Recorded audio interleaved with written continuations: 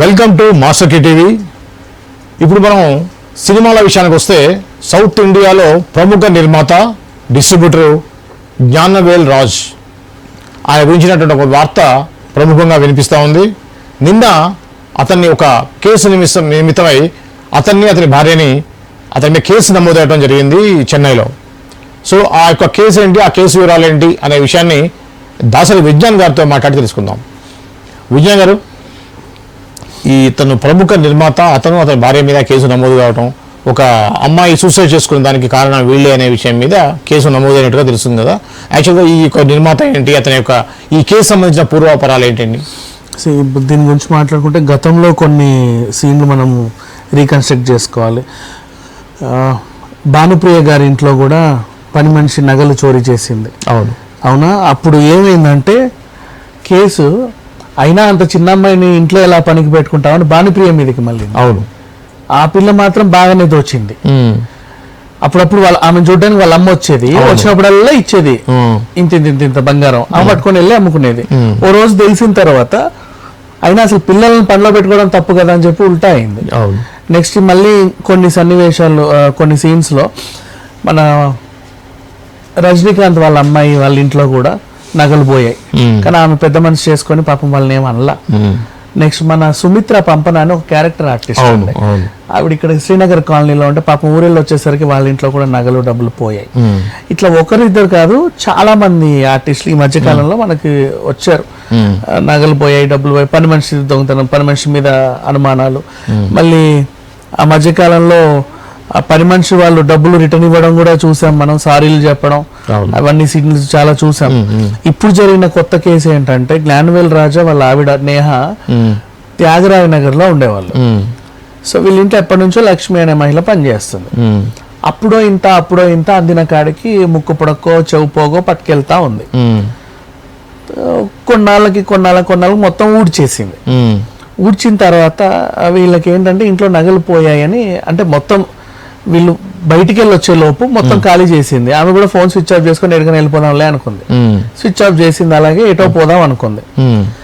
వీళ్ళు వచ్చి చూసేసరికి నగలు లేవు, పని మనిషి నెంబర్ స్విచ్ ఆఫ్ వస్తుంది. అరే ఏంటి ఇట్లా జరిగింది అని పోలీస్ స్టేషన్ లో కంప్లైంట్ ఇచ్చారు. మంచి పనే చేసి. అవును, పోలీసులు పదే ఆవిడ విచారణ చేసి, ఏమయ్యా నాకు తెలియదండి నేను తీయలేదు, నాకు తెలియదండి నేను తీయలేదు, నాకు తెలియదు నేను తీయలేదు, నువ్వు ఇట్లా బుకాయిస్తే నేను ఏదో చేయాల్సి ఉంటది, జాగ్రత్త. మన పోలీసులు తమదైన పద్ధతిలో దొంగల్ని ఎలా ట్రీట్ చేయాలో వాళ్ళకి తెలుసు.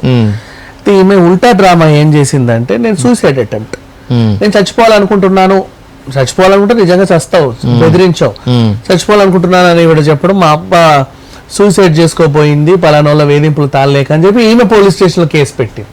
ఓకే, ఎందుకు అంటే వీళ్ళు నగలు పోయాయని ఆమె పదే అనేసరికి ఆమె మానసికంగా వేదనకు గురయ్యి జీవితం మీద విరక్తి కలిగి నన్ను అంత మాట అంటావా నువ్వు అని చెప్పేసి ఊరేసుకోపోయిందంట. అసలు ఎంత దారుణం పాపం, వాళ్ళ బంగారం పోయింది నిజంగానే, వీళ్ళ రిటర్న్ బెదిరింపు. సేమ్ భానుప్రియ గారి కేసులో కూడా ఇంతే, పోయింది ఆవిడ బంగారం.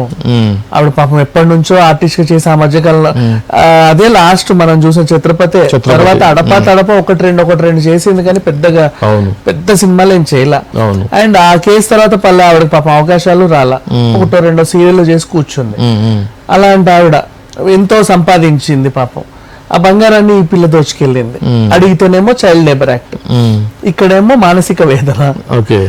మళ్ళీ మొన్న కూడా అంతకుముందు కూడా మనకి ఈ దొంగతనాల కేసులు ఎన్ని చూసినా సరే ప్రతి ఒక్కరి ఇంట్లో ఇలాగే జరుగుతుంది. ఎక్కువ తమిళనాడు వాళ్ళ ఇంట్లో ఇలా జరుగుతున్నాయి.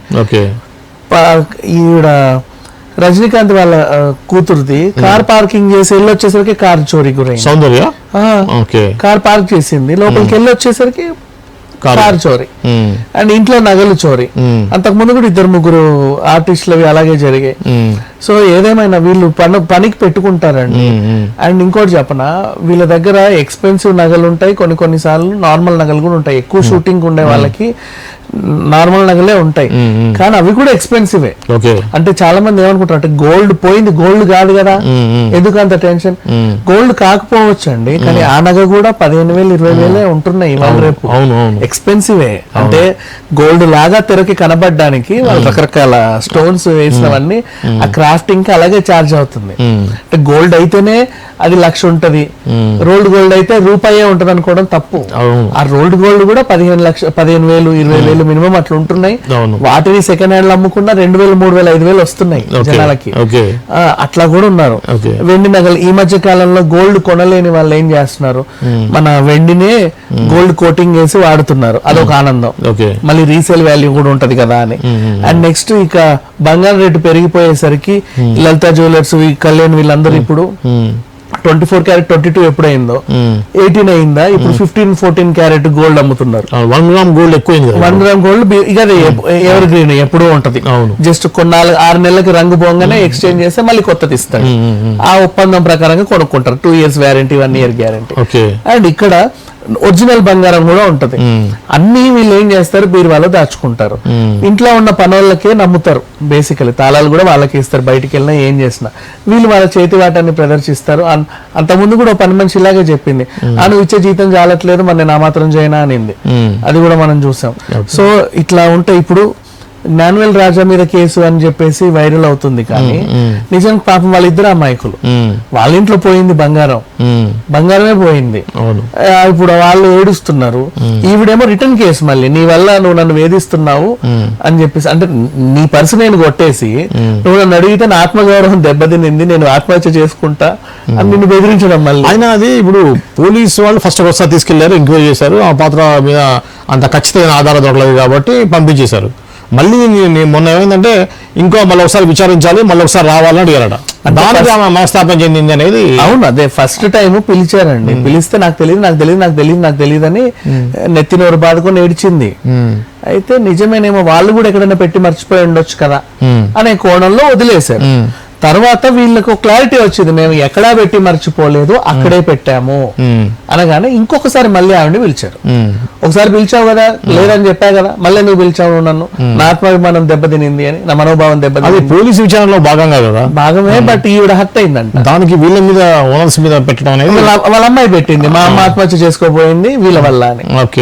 ఇద్దరు లేడీస్, దళిత మహిళలు చక్కగా వచ్చి కేసు పెట్టేసరికి ఇప్పుడు ఇది యూటర్న్ అయిపోయింది.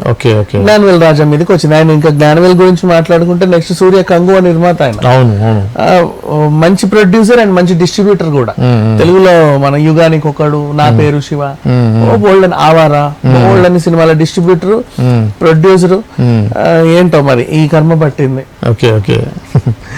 ఇది అండి ప్రముఖ నిర్మాత జ్ఞానవేల్ రాజా మీద నమోదైన కేసు, దానికి సంబంధించిన వివరాలు.